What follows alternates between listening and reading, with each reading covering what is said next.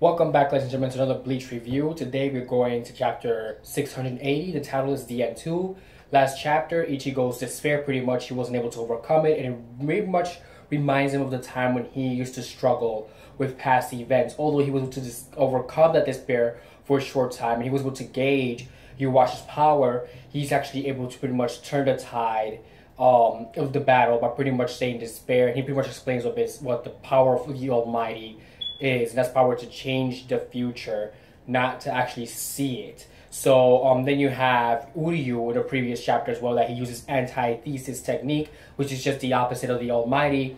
And of course, when the Stern Riders hinted at that you might be able to use that, Stern Rider B actually hinted at that he might be able to use that power against His Majesty, and he pretty much brings up his intentions to Uryu that the only reason why he was there was basically to stall him so he wouldn't get to Yuwash, which they basically refer to him as His Majesty. But he won't be able to get to Yuwash overall in general because he knows that Uryu is probably the only one that could defeat him. So by actually stalling, that puts Ichigo in the danger zone of possibly losing his life altogether. So without further ado, ladies and gentlemen, let's begin this chapter. And here we go, Bleach 680, The End 2. Let's see, we have a whole bunch of fan art. Let's see, page 4. More fan art here on page 4. This one is Yoruichi fan art, of course.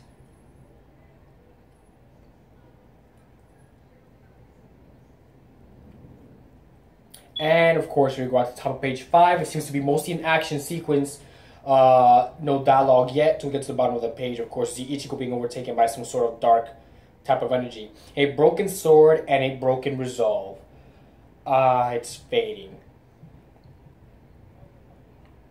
So the broken resolve is basically, of course, referring to Ichigo at this point that he can no longer fight. And now Yuwash wants to take his power for himself, as well in the previous chapter that he's mentioned. The power that he gave Ichigo, he will take it back now. Although it is not technically confirmed that he is his father. It really isn't technically confirmed at all. Because last time we saw, of course, we know who Ichigo's real father is. But, of course, Yuwash claims to say that that's false. So here at the top of page 6, let's begin. The Quincy power within me, and the hollow power that was mixed along with it. They're both disappeared, fading away to pure white. So basically, Ichigo now finds that the Quincy powers and the Soul Reaper powers that he received are fading into pure white, and including his hollow powers, which means he no longer has any. And you can see that there clearly, as he took away his entire power, pretty much zapped him of any power. And Yuwash is now laughing, of course, because Ichigo has no, spiritual energy left at all. A black umbrella envelops the world.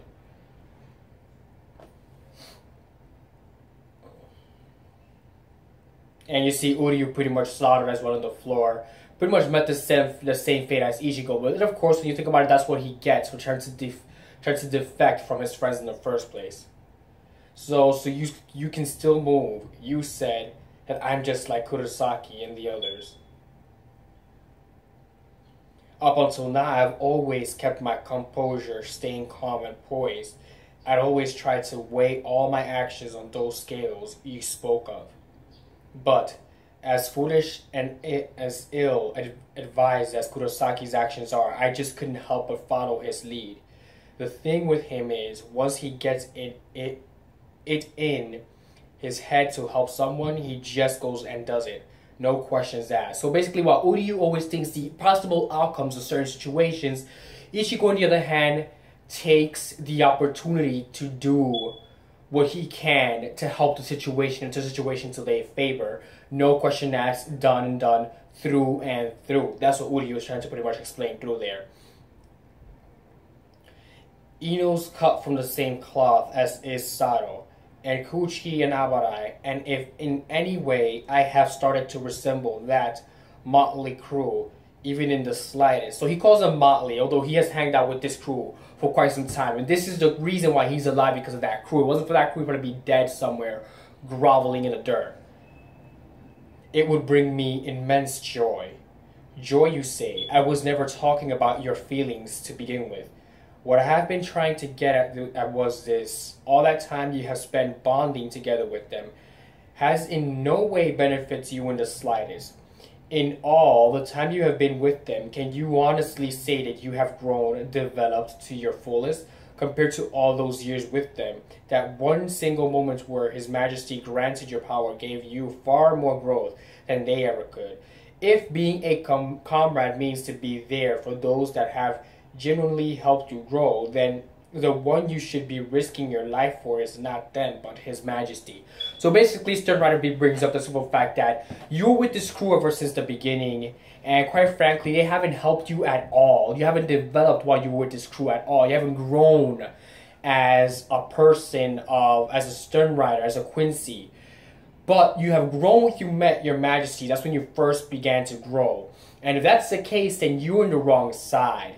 You should be in our side, the side of the Stern Riders, not the side of the Soul Reapers, because Stern Rider B pretty much says that that's what helped you grow, the Stern Riders, not the Soul Reapers or those that you have hang out with up until then. You said that the scale is filled with your decision. Well, my decision was to be with them, but it wasn't to extract anything again, an advantage, or anything so that sort. It wasn't right and it wasn't wrong. I simply chose to do it because they are my friends. Or basically, simply put forth, they are my friends and that's the why I hang out with them, and that's why I decide to protect them. I finally see now. So when you were so graciously accepted and taken in by His Majesty, then you did so without ever expecting to give up anything on your end. So basically, when he joined the Stern Riders, he did it in the expectations that he wouldn't have to give up any single thing, not even his friends. However, he miscalculated slightly.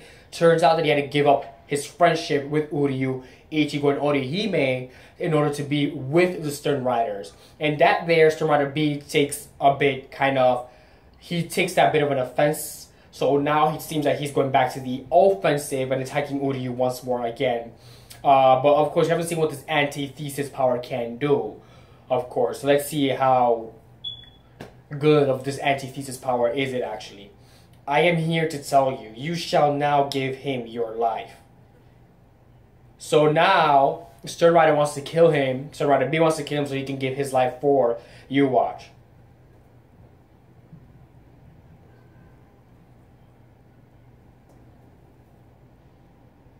Alrighty then. So just about... Oh my god, really? Okay, so just about as he's about to attack, something awkward just happens, obviously. Somebody shows up behind him. I wonder who that could be. That mysterious figure that just showed up behind him. What's going on?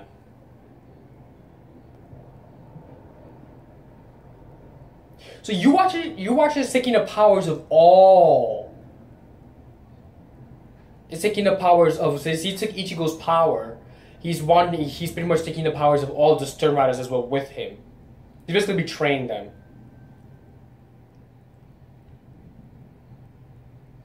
So the question is, how strong is this guy now? That's the question. Farewell, Ichigo. From this moment on, I no longer have any need for you or my children. The Stern Riders just sit back and watch from there, as I bring ruin to it all. Soul Society and the real world. So apparently he wants to destroy the real world along with the Stern Riders he has raised by himself. So correct me if I'm wrong, but there's something wrong with this picture. If you ask me, like, why in the hell would you want to destroy your own people? And even including the real world. Wouldn't that just bring an end to everything you have worked hard for? And quite frankly, that's exactly what he's trying to do. It's rather insulting having these insignificant pests coming after me in droves. With your bodies on the brink of exhaustion, I'd be amazed if you could take even one more step from there. But if you truly wish to come for my head, then by all means please do. I shall leave this gate open for all of you. And if any of you do choose to pass through, then in light of your exceptional spirit and fortitude, I shall bestow upon you a most extravagant and luxurious death. So basically, if you walk through that portal, you will die. in short, taking off all the sophisticated words that you may or may not understand. For I shall find a future, that one moment in time where each of you feel the greatest amount of joy and happiness, and it is there I shall slaughter you. So from this point forward, every time you indulge in your own happiness, you shall think of my words. And in that moment when you do, you will remember my looming shadow, the terror of death, I now promise you, paralyzed with fear for all eternity. So now he's gonna travel basically through this portal to find a time in which they were all happy, and he's gonna take that opportunity to slaughter them all, or pretty much put an end to that happiness. And he explains it plain and simply with sophistication. Should you get in my way, I'll bestow you the wish of death. And ladies and gentlemen, that's all there is today for chapter 680, Bleach. The end. 2. So next time, of course, pretty much it doesn't show anything here on next time. It just shows 680. So I guess it ends there on 680. 681 will be the next chapter next week, Thursday. Thank you very much for joining me. If you're new to my channel, don't forget to subscribe. And you can also follow me up on Twitter. Thank you very much and have a great day.